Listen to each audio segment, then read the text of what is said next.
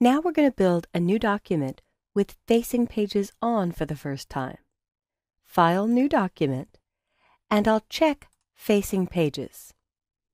I'll keep this to 1 column and 1-inch margins, and I always turn on my bleed guides. In fact, I'll save a preset as letter 1 inch, and I always add a -F for facing. I'll click OK, and now I can quickly get to it here. And I'll click OK again. I want to reuse styles that are built in another document. So before I place any text, I'll hit Paragraph Styles and hit the Panel menu, the 4 lines with the down arrow, and choose Load All Text Styles. I'll go into my Chapter 5 folder, and I'll grab the TOC, Table of Contents, end. My styles were fairly close to where I want them there. It detects all of these styles are used, even folders of styles, and I'll click OK. And I'll start by hitting Body so that any text I pour in comes in the body style.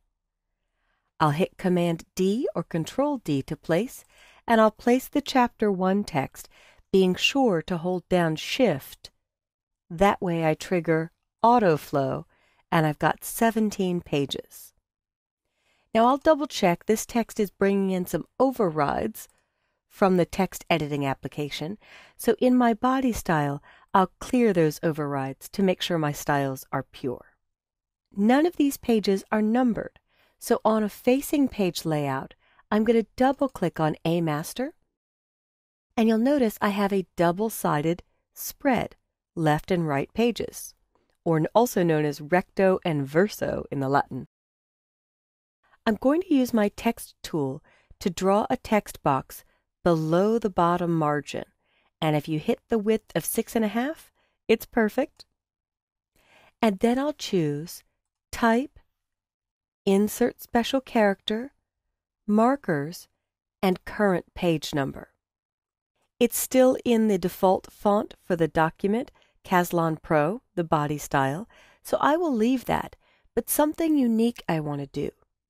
In the Paragraph section of the Control Panel, InDesign has 2 unique features that I've never seen in another program.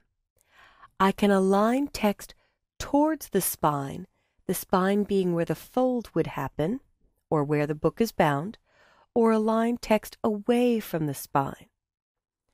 I'll zoom back out and choose Align Text Away from Spine. Nothing actually changes because on a left page, it is away from spine. I'll finish this off by going to my Selection tool and making sure my reference point is upper left corner. I'm pretty anal retentive when it comes to setting the height and the size of my box.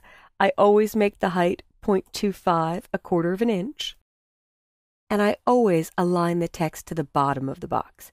If your resolution isn't high enough, this may not show up, so you could choose Object, Text Frame Options, and Vertical Justification Bottom.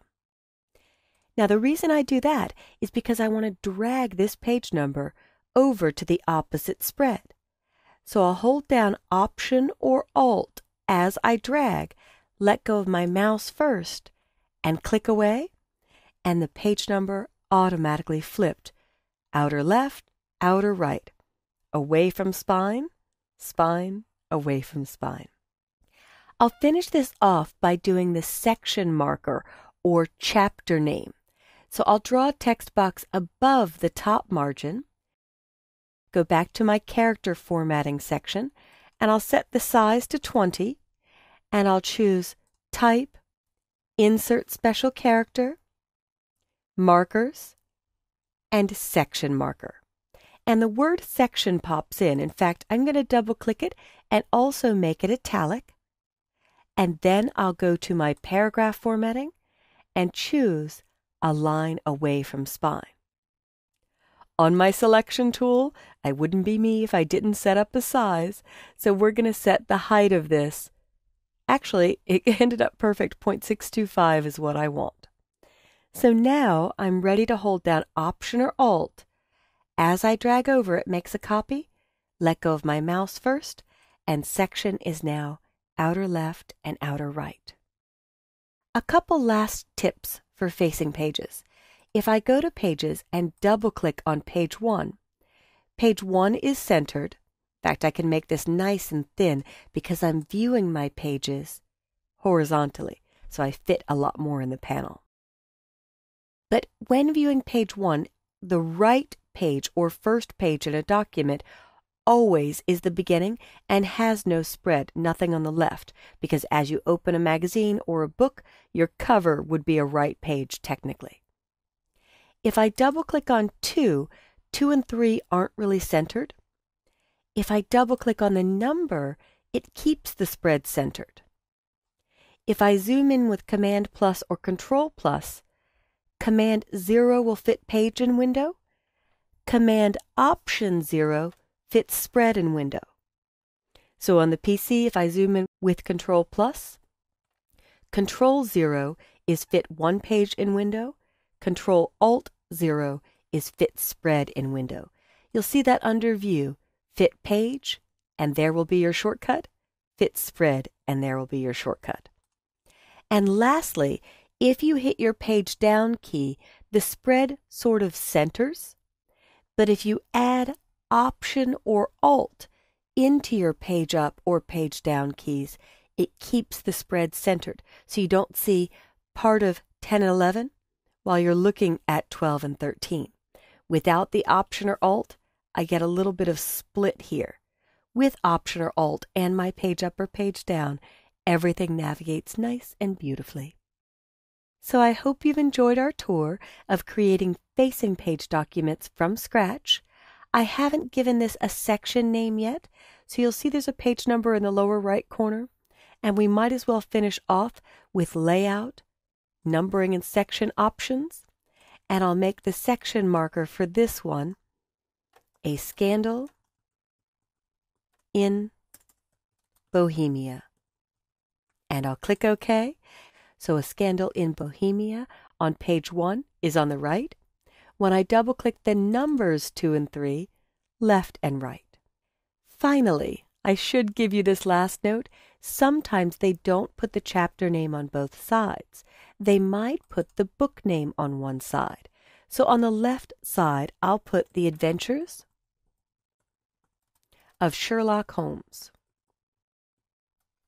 And when I double-click on page number 2 and 3, I get The Adventures of Sherlock Holmes on the left and the chapter name on the right for all following pages.